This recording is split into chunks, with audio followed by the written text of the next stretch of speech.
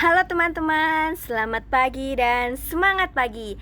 Kali ini kita akan membahas sebuah materi yang sudah familiar di telinga kita. Nah, dari gambar ini, apakah teman-teman bisa menebaknya apa yang akan kita pelajari hari ini?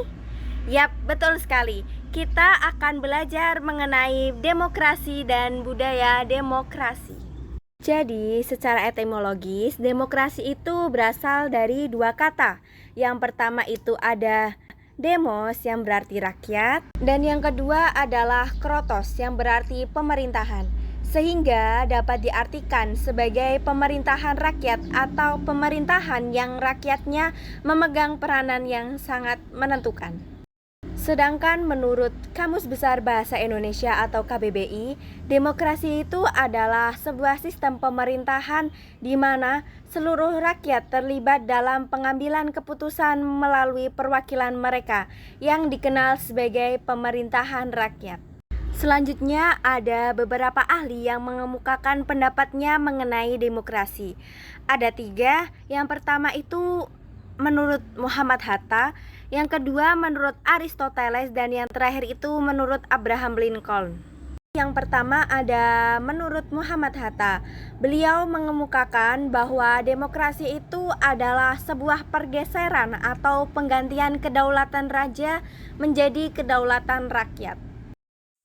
Selanjutnya ada menurut Aristoteles. Beliau mengatakan bahwa demokrasi itu adalah suatu negara yang memiliki suatu kebebasan, karena melalui kebebasan itulah setiap warga negara itu bisa saling berbagi kekuasaan di dalamnya. Dan yang terakhir ini merupakan salah satu definisi yang paling terkenal mengenai demokrasi yang datangnya dari Abraham Lincoln. Beliau mengatakan bahwa demokrasi itu adalah pemerintahan dari rakyat, oleh rakyat, dan untuk rakyat. Artinya bahwa demokrasi itu melibatkan partisipasi aktif rakyat dalam pemerintahan dan mengutamakan kepentingan rakyat.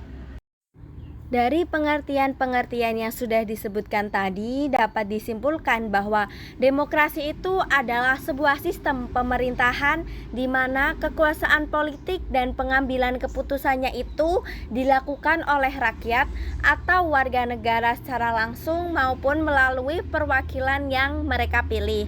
Nah, tentunya dengan tujuan untuk menciptakan tatanan politik yang berpusat pada hak dan kepentingan warga negaranya. Selanjutnya kita akan membahas mengenai budaya demokrasi. Jadi, budaya demokrasi merupakan sikap dan kegiatan manusia yang mencerminkan nilai-nilai seperti contohnya menghargai, kebersamaan, kebebasan, dan peraturan, yang tentunya sebagai bentuk penerapan dalam prinsip demokrasi. Selanjutnya ada jenis-jenis budaya demokrasi. Budaya demokrasi dibagi menjadi dua jenis. Yang pertama berdasarkan cara aspirasi rakyat, dan yang kedua berdasarkan segi ideologi. Yang pertama yaitu budaya demokrasi dari segi aspirasi rakyat dibagi menjadi dua, yaitu demokrasi langsung dan demokrasi tidak langsung. Demokrasi langsung merupakan sistem demokrasi yang memberikan kesempatan kepada seluruh warga negaranya dalam permusyawaratan saat menentukan arah kebijakan umum dari negara ataupun undang-undang. Nah, contohnya itu seperti saat pelaksanaan pemilihan presiden dan wakil presiden serta wakil-wakil rakyat yang duduk di parlemen. Demokrasi tidak langsung merupakan sistem demokrasi yang dijalankan menggunakan sistem perwakilan. Contohnya, sistem demokrasi dalam menyalurkan aspirasi rakyat melalui wakil-wakilnya yang ada dalam DPR.